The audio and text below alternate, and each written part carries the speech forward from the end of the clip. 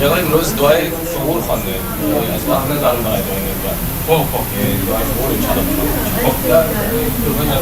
يا الله.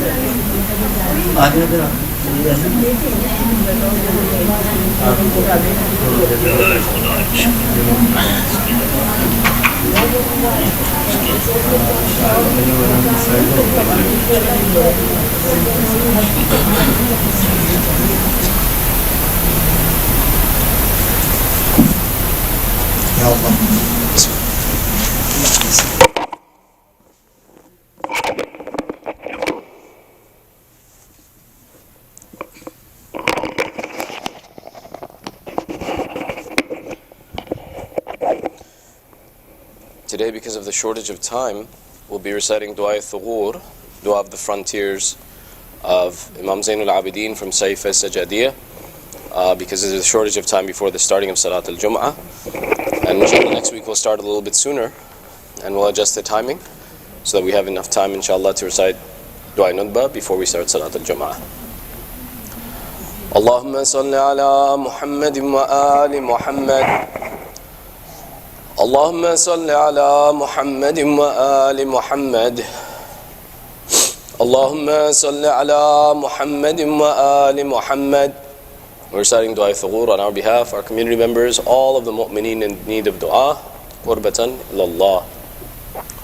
اللهم صل على محمد وآله وحسن ثغور المسلمين بعزتك وأيد حمهاتها بقوتك وأسبغ عطاياهم من جدتك. اللهم صل على محمد وآله وكثر عدتهم واشحذ أسلحتهم واحرس حوزتهم وامنع هومتهم وألف جمعهم ودبر أمرهم وواتر بين ميرهم وتوحد بكفاية مؤنهم واعضدهم بالنصر وأعنهم بالصبر والتف لهم في المكر. اللهم صل على محمد وآله وعرفهم ما يجهلون وعلمهم ما لا يعلمون وبصرهم ما لا يبصرون.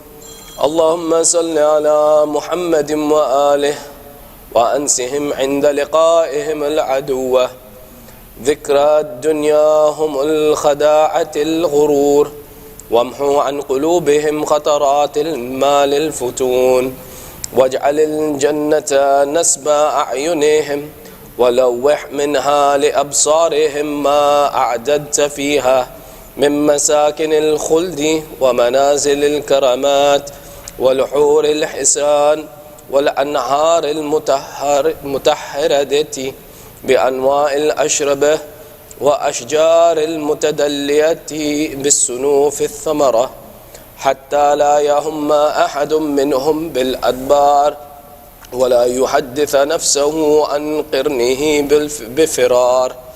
اللهم افلل بذلك عدوهم واقلم عنهم أظفارهم وفرق بينهم وبين أسلحتهم واخلع وثائق أفئدتهم وباعد بينهم وبين أزودتهم وهيرهم في سبلهم وظللهم عن وجههم واقطع عنهم المدد وانقص منهم العدد واملأ أفئدتهم الرعب واقبض أيديهم عن البسط واخزم ألسنتهم عن النطق وشرد بهم من خلفهم ونكل بهم من وراءهم واقطع بخزيهم أتماع من بعدهم.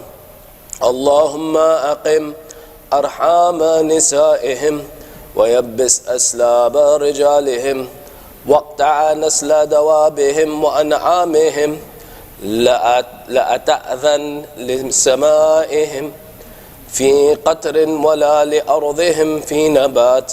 اللهم وقوي بذلك محال أهل الإسلام وحسن به ديارهم وثمر به أموالهم وفرغهم عن محاربتهم لعبادتك وعن منابذتهم للخلوة بك حتى لا يعبد في بقاء الأرض غيرك، ولا تعفر لأحد منهم جبهة دونك. اللهم اغزو بكل ناحية من المسلمين على من بإزائهم من المشركين، وعمددهم بملائكة من عندك مردفين حتى يكشفوهم إلى منقطع التراب قتلا في أرضك وأسرا، أو يقروا بأنك أنت الله الذي لا إله إلا أنت وحدك لا شريك لك.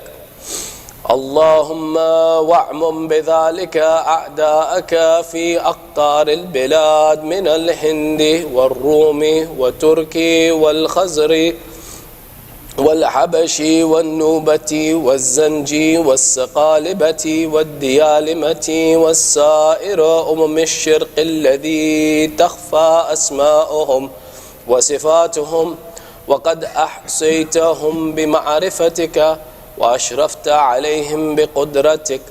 اللهم أشغل المشركين بالمشركين عن تناول أطراف المسلمين، وخذهم بالنقص عن تنقصهم، وثبتهم بالفرقة عن الاحتشاد عليهم. اللهم اخلي قلوبهم من الأمنة وأبدانهم من القوة، واذهل قلوبهم عن الاحتيال، وأوهن أركانهم عن منازلة الرجال، وجبنهم عن مقارعة الأبطال، وابعث عليهم جندا من ملائكتك ببأس من بأسك كفعلك يوم البدر، تقطع به دابرهم وتحسد به شوكتهم وتفرق به عددهم. اللهم وامزج مياههم بالوباء وأطعمتهم بالأدواء، وارمي بلادهم بالخسوف، وألحها عليها بالقذوف، وافرعها بالمحول، واجعل ميرهم في أحس أرضك، وابعدها عنهم، وامنع حصونها منهم، وأسبهم بالجوع المقيم والسقم العليم. اللهم وأيما غاز غزاهم من أهل ملتك أو مجاهد جاهدهم من أتباع سنتك ليكون دينك الأعلى وحزبك الأقوى وحظك الأوفى، فلقه اليسرى وهيئ له الأمر، وتوله بالنجح وتخير له الأسحاب، واستقو له الظهر، واسبغ عليه في النفقة، ومتعه بالنشاط، وعدف عنه حرارة الشوق، وأجره من غم الوحشة، وأنسه ذكر أهلي والولد، وأثر له حسن النية، وتوله بالعافية، وأسحبه السلامة، وأعفه من الجبن، والهمه الجراءة، وارزقه الشدة، وأيده بالنصرة، وعلمه سيره وسننه، وسدده في الحكم، وأعزل عنه الرياء، وخلصه من السمعة، واجعل فكره وذكره وذعنه وإقامته فيك ولك. فإذا صاف عدوك وعدوه فقللهم في عينه، وصغر شأنهم في قلبه، وأدله منهم ولا تدلهم منه. فإن ختمت له بالسعادة وقضيت له بالشهادة، فبعد أن يجتاح عدوك بالقتل، وبعد أن يجهد بهم الأسر، وبعد أن تأمن أطراف المسلمين، وبعد أن يولي عدوك مدبرين.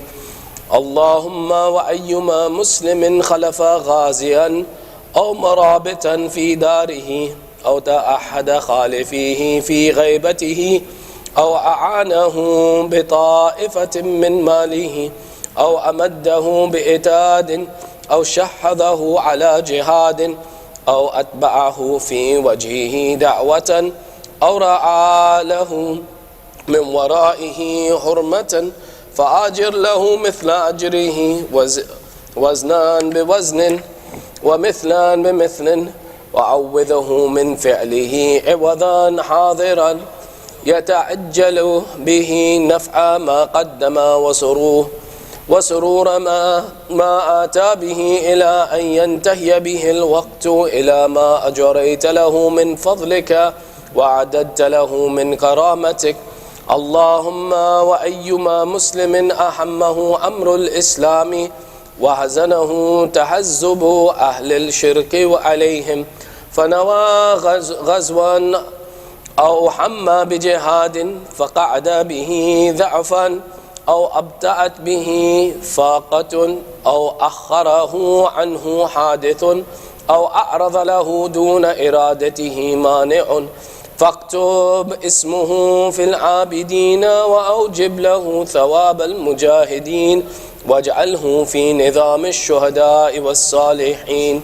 اللهم صل على محمد عبدك ورسولك وآل محمد صلوات عالية على الصلوات المشرفة فوق تحيات صلوات لا ينتهي أمدها ولا ينقطع عددها كأتم ما مضى من صلواتك على أحد من أوليائك إنك منان الحميد المبدئ المعين الفعال لما تريد. صدق الله العلي العظيم. صل على محمد.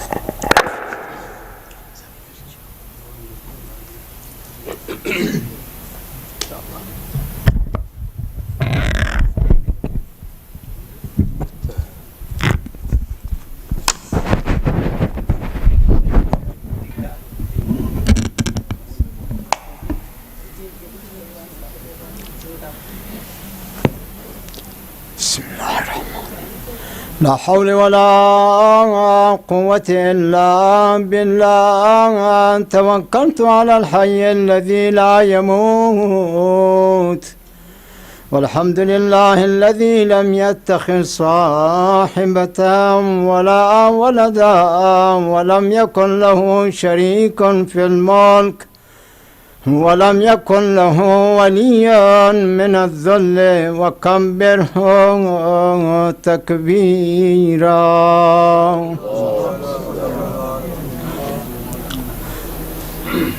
الله أكبر الله أكبر الله أكبر الله أكبر. أشهد أن لا إله إلا الله جل جلاله. أشهد أن لا إله إلا الله جل جلاله. أشهد أن محمدا رسول الله.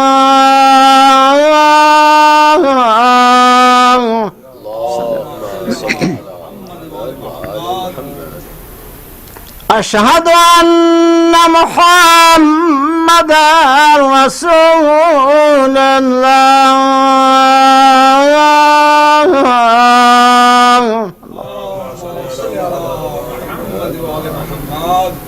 أشهد أن مولانا أمير المؤمنين عليا ولي الله صلوات الله والسلام عليه.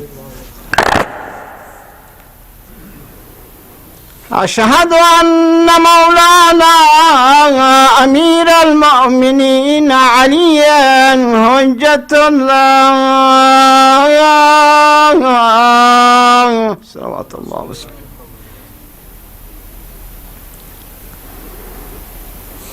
حي على الصلاة حي على الصلاة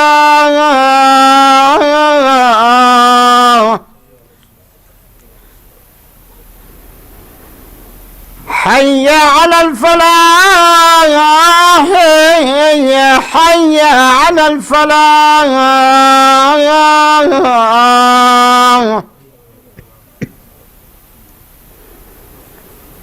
حي على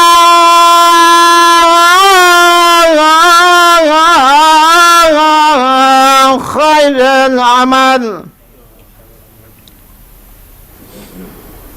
حي على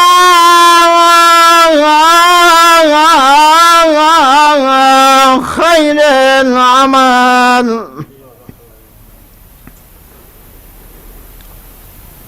الله أكبر الله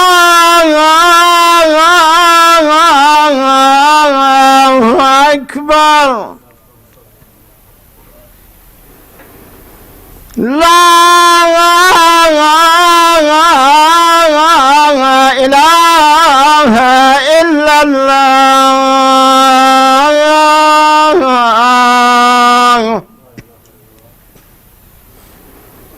لا إله إلا الله. وصلى الله على سيدنا محمد وآله وسلم.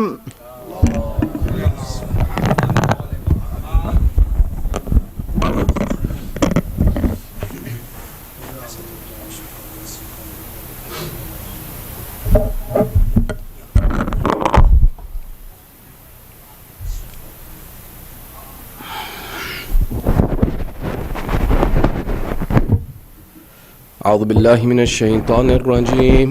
بسم الله الرحمن الرحيم. الحمد لله رب العالمين، ثم الصلاة والسلام على سيدنا ونبينا وحبيب إله العالمين أبي القاسم محمد وعلى آله الطيبين الطاهرين المعصومين، واللعنة على أعدائهم أجمعين من الآن إلى قيام يوم الدين. Amma ba'd. Respected elders, brothers and sisters, Assalamu alaikum wa rahmatullahi wa barakatuh. My congratulations to you all on the day of Friday, the day of Eid for the Mu'mineen, and a day that we take some time to learn from the Holy Quran. We've been continuing our discussion around the 74th chapter of the Holy Quran, Surah Al-Mudaththir, that has 56 verses, and a very interesting conversation that we begin today, that we started the conversation around last week, where we saw that the people of heaven, Allah gave them the ability, in verse number 42, where they say, مَا سَلَقَكُمْ فِي السَّقَرِ, that the people of heaven will speak to the people of hell, and they will ask the people of hell, what put you in hell? How did you wind up in hell? What were the things that caused you to receive the punishment of Allah on the Day of Judgment? This conversation begins with this question from people who are actually sitting in heaven to people who are actually receiving punishment in hell. Meaning there's no doubt about the reality of this conversation, in the sense to say that maybe you won't be punished if you do these actions. No. The fact that the people who are responding are in the fire of hell are confirming for you that if you're missing these characteristics, you're going to hell. Which is why there are 4 attributes described by the people of hell that cast them into the perdition and fire of hell. And one way of describing this is that this is the recipe for the secret sauce. Meaning what? That if there's something important and special in life that you have to achieve, regardless of what you do as a profession, how you live your life, where you live, what you do, there are 4 attributes that everyone who keeps faith in God should not be missing. And if I'm missing any one of these 4, don't be surprised if I deserve the punishment of God.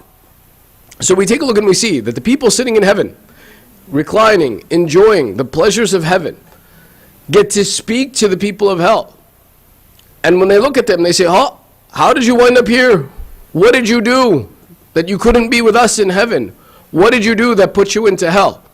And the people of hell reply, قَالُوا, and they reply with 4 attributes. And we'll go through these 4 attributes this week with the hope of explaining and understanding the importance of these 4 attributes. The first thing that they elaborate on, verse number 43 of Surah Al-Mudaththir, the 74th chapter of the Holy Quran. قَالُوا لَمْ نَكُمْ مِنَ الْمُصَلِّينَ. They reply and they say, we were those. They will answer, we were not amongst those who prayed. Now, of the attributes that cast a person into hell, the first of these attributes that's described, and remember, Allah does not do things in useless fashion, meaning there is a significance to the order in which these items are explained. And which is why the first item that explained is that we were not amongst those who prayed. So a question could be asked, why was prayer mentioned first? Not murder, not, for example, causing strife, not, for example, being an oppressor, not, for example, being indecent, abusive, usury. The first thing that's mentioned is لَمْ نَكُمْ مِنَ الْمُسَلِّينَ, that we were not amongst those who prayed. From the various mufassirin, there are 2 main philosophies that are mentioned amongst the various mufassirin of why Allah mentions the first attribute of the people of the fire of Saqar will be that they didn't pray. One, the first of these theories points to the statement that prayer is the covenant of creation, meaning that when you were created, you made an agreement that you would worship Allah. And when you don't fulfill that covenant, then everything else you do after that will be on top of the fact that you didn't fulfill your fundamental. So for example, I tell you that your job is to sit here. Now, not only did you not sit here, but you went and you stole someone's chocolate. You went and you sat in someone's car. You wrote on the walls. Before I punish you for writing on the walls, before I punish you for stealing the chocolate, the first thing you'll be held accountable for is you didn't sit where I told you to. In the same way, Allah says, when He says in the Quran, وَمَا خَلَقْتُ الْجِنَّ وَالْإِنسَ إِلَّا لِيَعْبُدُونَ, I did not create jinn and mankind except to worship me. Then the first thing humanity has to do is ensure that they worship Allah. And that if they worship Allah, then they fulfill the covenant of creation. And then after that, the question comes, did you commit other sins? Did you commit other misdeeds? Did you commit other actions? But if I haven't fulfilled the purpose of my creation, and the purpose of my creation, without a doubt, Allah has explained, is to worship Him. Then how can it be that I can escape His punishment when I didn't do what I agreed to do when I was created? Which is why, in Majma' al-Bayan, the discussion comes and he says, and Alama Tabrasi explains and he says that they did not perform the obligatory prayers as prescribed by Islamic law. This indicates that neglecting obligatory duties results in condemnation and punishment because they attribute their punishment to their neglect of prayer. Meaning that someone who doesn't do their wajibat will definitely be punished. And it also is an explanation that says before we talk about the other sins a person has committed, the first thing that they have to be asked about is their religious obligations. This explains one theory, that it is your obligation as a creation of God to worship Him. When you don't fulfill that obligation, then you are worthy of punishment before any sin can be included. The second explanation that comes from the various mufassirin points to the fact of the impact and the reality of prayer. Meaning that prayer is something that keeps you away from sin and indecency. Inna salata tanha anil fahsha'i wal munkar. That prayer is something that keeps you away from indecency and sin. If this is the case, then a person who doesn't pray is likely to fall into sin, is likely to commit all of the other sins that Allah has forbidden us from. Which gives us an explanation and an importance to the philosophy of prayer. From the one aspect, we look at the value of prayer as being something Allah has commanded us to perform, therefore we must perform it. The other attribute of prayer is that when a person prays, they are less likely to commit all of the other sins that humanity wants to commit. That through the use of prayer, it can happen that a person avoids all of the other neglectful acts that would cause their punishment on the Day of Judgment. We would say it's almost as what is called a prophylactic use, that I'm using it to prevent the possibility of something going wrong or some sin being committed. And that when I abstain from this action, it is likely that all of the other sins that humanity can commit will be committed by me. In this way, we see that Allah preferring and mentioning prayer first can be from twofold. One, that Allah mentions that you weren't prayerful because I commanded you to pray, you refused to pray. So therefore punishment must befall you. And two, that I told you to pray, and because you didn't pray, there were so many other sins that you committed in life. Which is why, when we teach our children to pray, don't just teach them to pray like it's a good thing that you pray. No, teach them that this is a fundamental of the fact that you exist. Allah brought you into life, alhamdulillah. Now acknowledge Allah through prayer. Two, you don't want to commit sins. One of the things that will help you not committing sins is this prayer. You want to stay away from all the bad things. We want our children to stay away from bad things. We can help them stay away from those bad things by making sure that we teach them to pray, and that this prayer will be something that will benefit them. The second of these items that Allah mentions, from amongst the four things that cast these people into the perdition of hell, وَلَمْ نَكُوا نُطْعِمَ الْمِسْكِينَ. The second thing that they mention is that we did not feed the poor. This is an interesting injunction that Allah mentions, that what cast the people into the fire of hell, that we did not feed the poor. Many mufassirin explain that this is a discussion about zakat and the wajibat that Allah has commanded from zakat and khums. However, there's a bit of a conflict there. Why?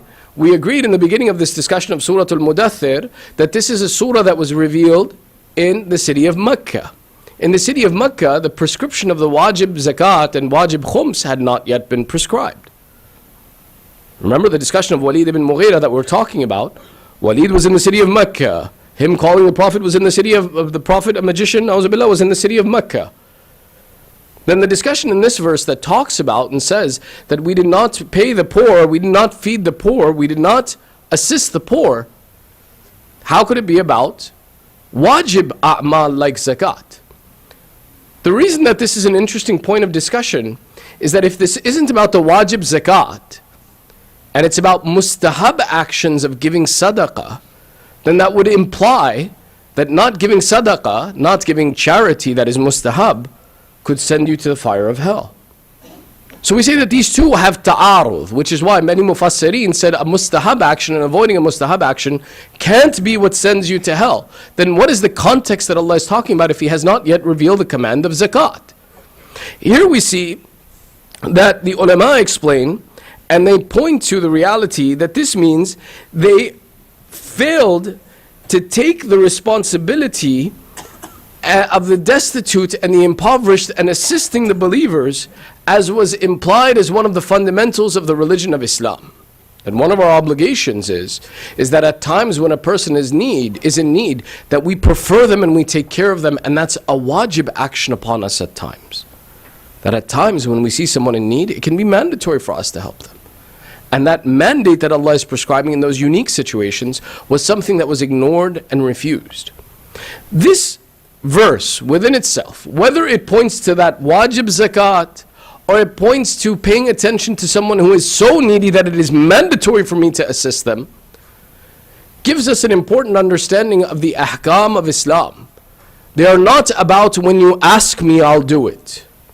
They're about me paying attention to when they need to be done.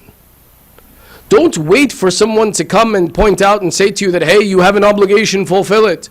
Or, hey, this needs to be done, take care of it. No, you look for the opportunity so that it's not missed and lost. That we often look at and we say that if someone asks me, I'll give. No, a mu'min is someone who is looking for the opportunity to take care of, to indemnify, to protect, to fulfill the obligations, and to serve the religion of Islam actively, not passively. Passively is that you came to me and then I did something. I did something when it was asked of me. Actively is I went looking, what can I do? And that's one of our obligations. This is the second of the attributes. The third of these attributes that describes the people of the fire of hell, وَكُنَّا نَخُوضُ مَعَ الْخَاعِذِينَ, that we used to indulge in profane and useless gossip with the gossipers. This third attribute refers to a discussion of saying, of useless conversation. One of the descriptions of this term, nakhudhu, and kha'idin, comes from the root khawada. Khawada originally comes from the root word of entering water and moving in it. In this context, it's also applied to getting adulterated or filthy by impurities. The word is typically used in the Quran in the sense of engaging oneself in unfound and false affairs. One of these descriptions of how Allah uses this language is He says, we used to be those who would wade into mud and move along with the people of filth. This description talks about that it's not specifically one attribute of saying an impurity or saying that one thing is associated with being, for example, a useless conversation. Rather, the fact that anything that is lahwal hadith, abusive, useless, vain language, that language that either speaks against the religion of Islam or speaks against a purpose, is incorporated into this statement. The significance being, in paying attention to this, that we look at how all of these things, Sallu ala Muhammad wa ali Muhammad. Thank you, Dr. Salman. We look at all of those things that we participate in that are purposeless and fly in the face of obedience to Allah, and we avoid them. It's not one specific item, but the entire category of that. If we were to look at filth and say that I don't want to step into filth, that filth sometimes is mud, sometimes it's worse than mud.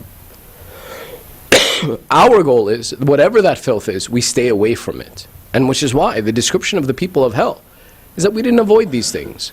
We saw nastiness, we saw filth, we saw abusive language. The descriptions include the use of profanity, the use of, for example, inappropriate humor. Inappropriate humor refers to vulgarity. Using vulgarity in the context of humor is inappropriate. It's not allowed in the religion of Islam. Music, talking vain about other people. Sallu ala Muhammad wa ali. My apologies, I'm getting over something, but it's not gone quite yet. We're still working on it. Whenever someone engages in a falsehood, they would follow along with them, along with the people of the time. Meaning anything that was a useless, vain discourse of when people would get together and either talk bad about Islam or another person or about an issue, those who would participate were the ones who are being discussed in this verse, that we used to participate in gossip and useless conversations. And that these useless conversations and these vain talks, sometimes they're direct, meaning I'm sitting and I'm participating in the conversation, and other times they're indirect. Indirect typically meant that I would sit and listen. Today, indirect is much more broad than that, because we put a device in my hand and on it I can play anything. And when I play anything on that device, if it is something that is a useless, vain talk, I suffer the consequences of that action. The fourth of these attributes, وَكُنَّا نُكَذِّبُ بِيَوْمِ الدِّينِ. The fourth of these attributes that we need to avoid. The first was that they were the people who did not pray. 2, they did not help the poor and pay their wajibat. 3, that they used to participate in vain discourses. And 4, finally, they used to belie the day of judgment. The belying the day of judgment is not literally saying, I don't believe that there is a day of judgment. It's bigger than that. It's much more dangerous than that. It's belying the day of judgment is where I believe that the entirety of compensation needs to be achieved in this world.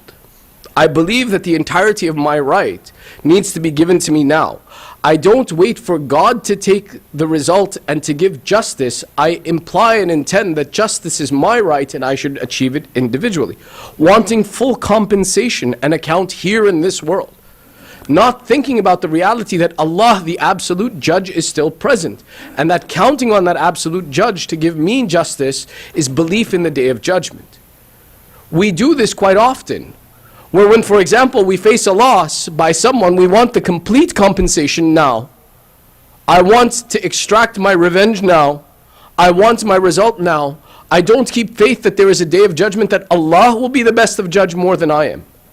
When I get completely lost in this world and forget that there will be a time of compensation after this life, and to leave an affair to Allah is when I've forgotten and I've belied that there is a day of judgment.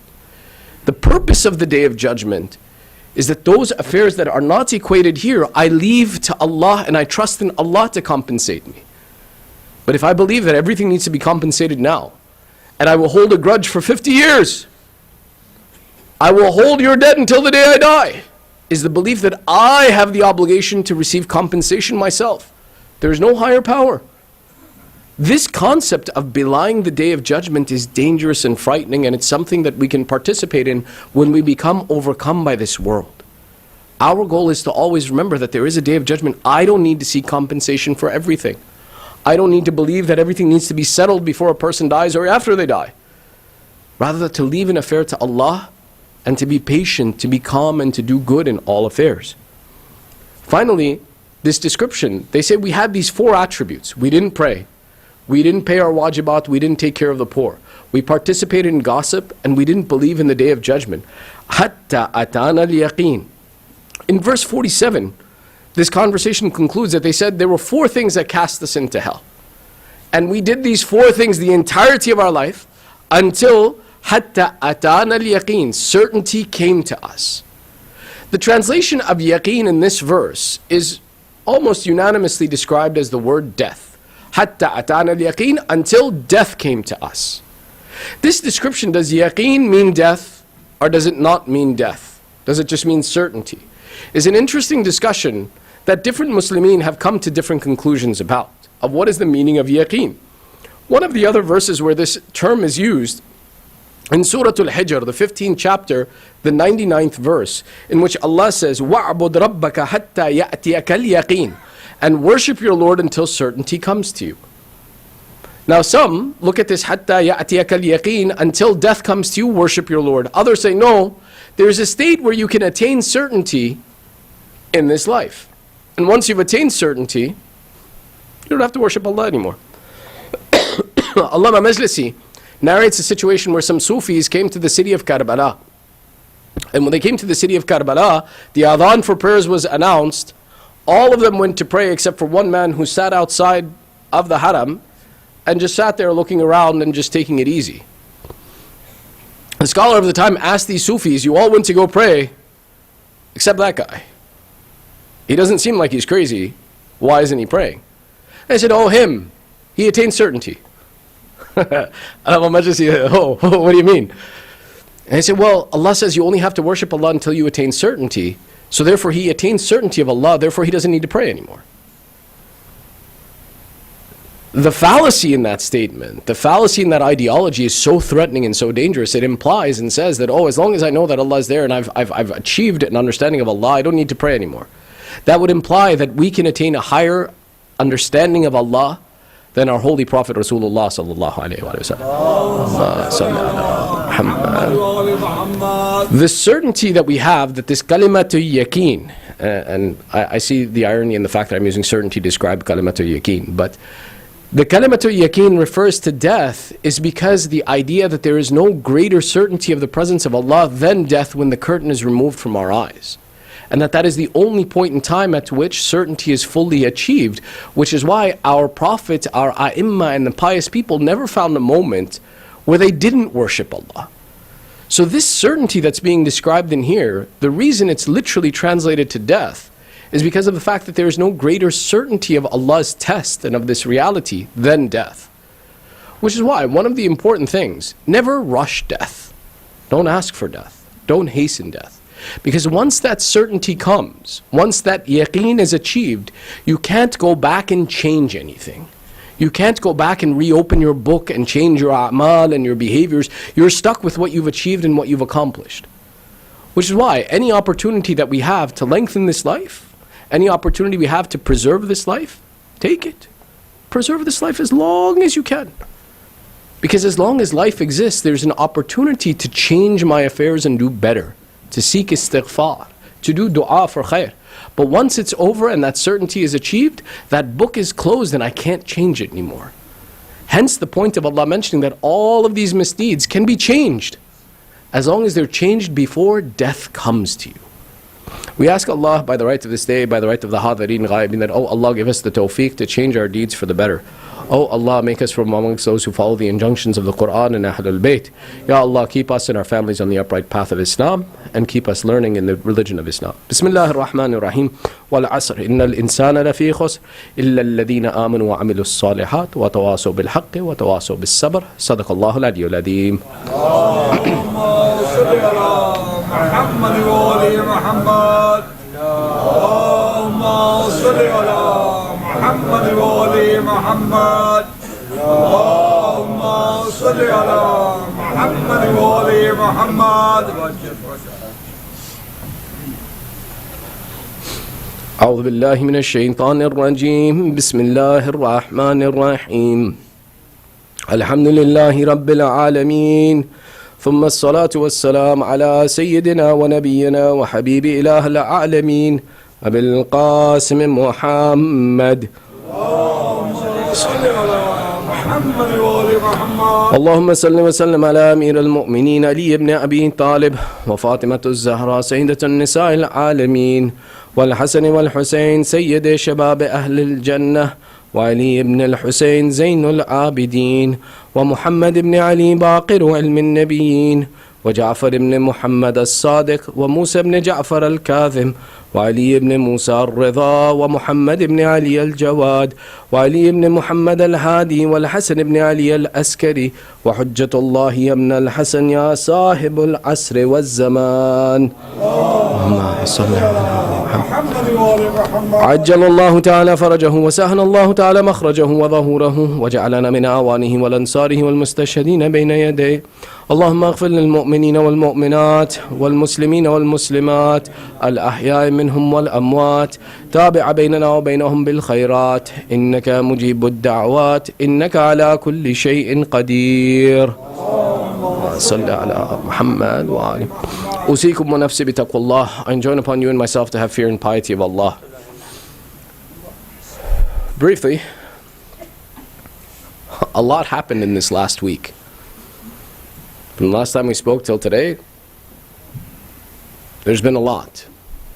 And unfortunately, much of it for the people in this room has been sad news, has been depressing news, has been difficult news as we look at the international world of politics proceeding in a direction that is quite frightening, and the loss of people that we respected and held dear. It's possible that as we see all of these things and we hear all of these things, that you get a little depressed, you get a little sad.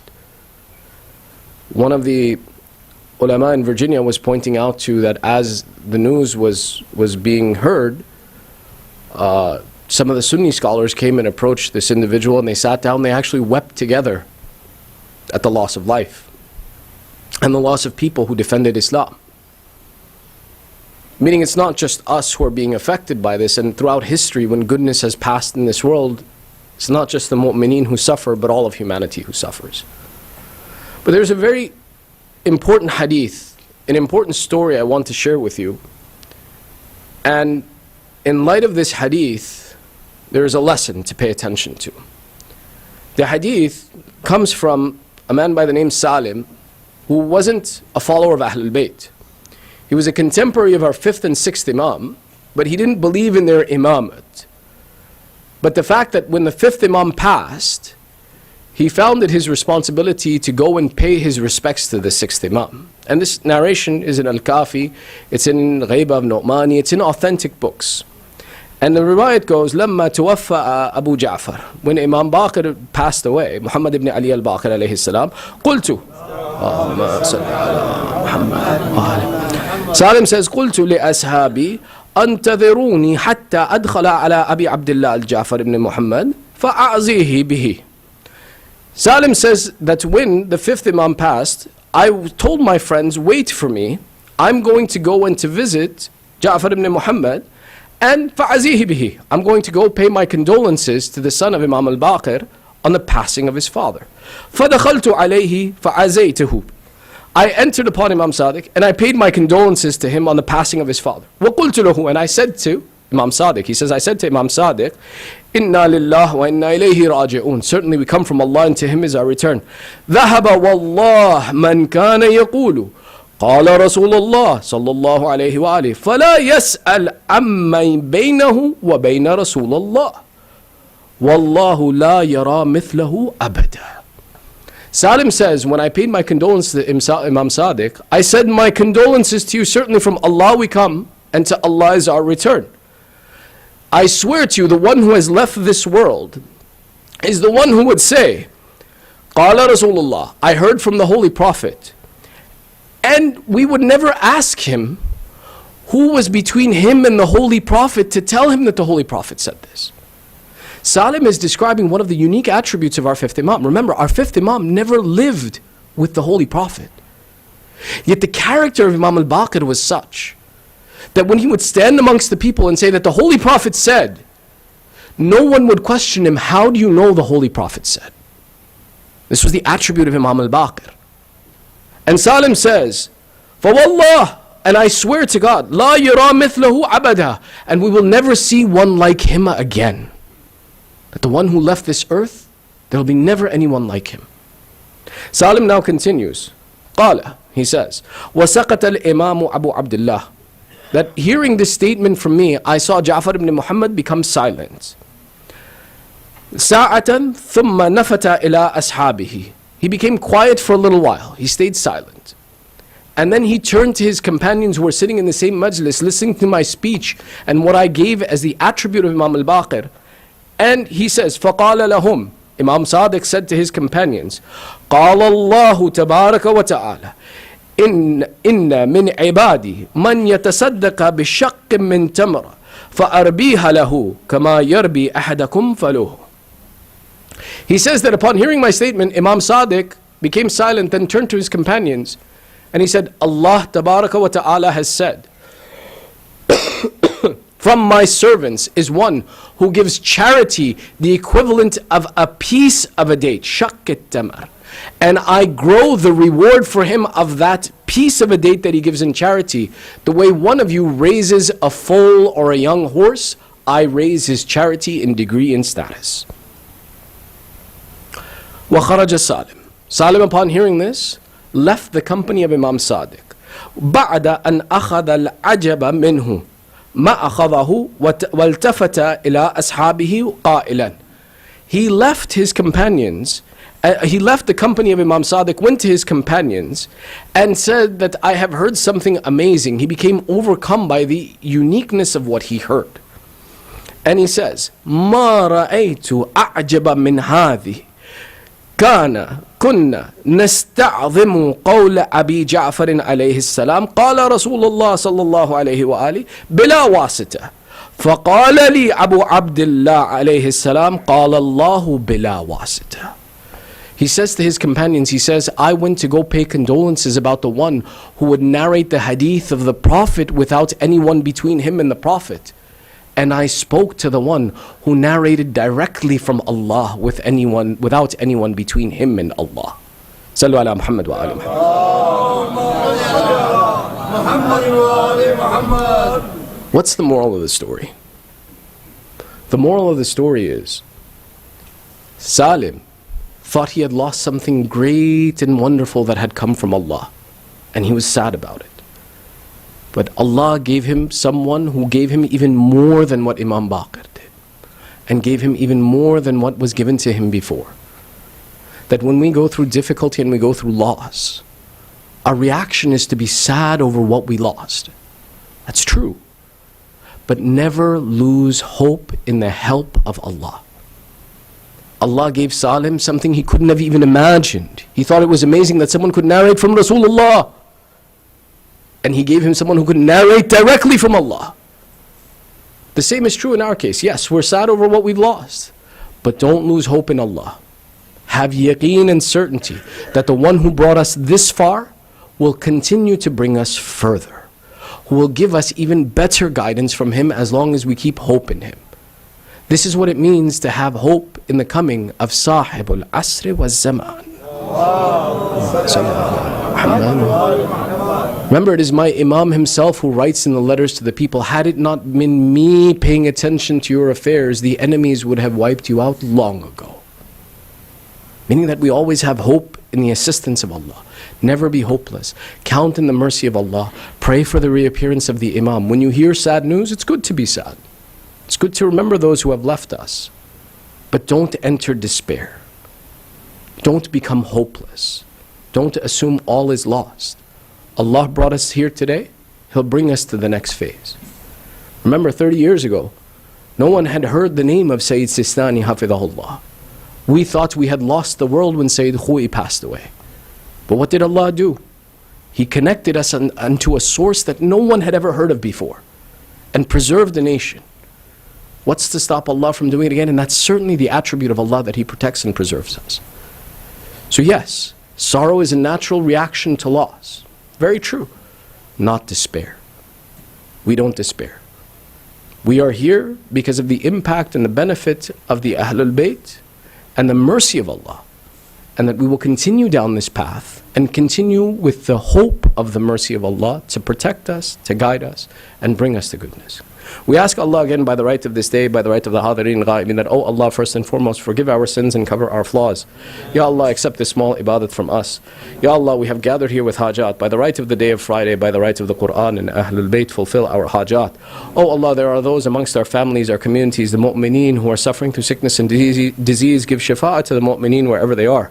Oh Allah, there are those who are suffering through strife and insecurity and difficulty. Give aman to the mu'mineen muslimeen wherever they are. Ya Allah, keep our children on the upright path of Islam. Ya Allah, hasten the reappearance of Sahib al-Zaman. Make us and our families from the upright supporters of Sahib al-Zaman. Entitle us to the ziyarat of Imam Hussein in this world and the shafa' of Imam Hussein in the hereafter. Bismillahir Rahmanir Rahim. Inna Allah ya'muru bil adli wal ihsani wa ita'i dhil qurba wa yanha 'anil fahsha'i wal munkar wal baghi ya'idhukum la'allakum tadhakkarun. Sadaqallahu al-'aliyyul 'azim.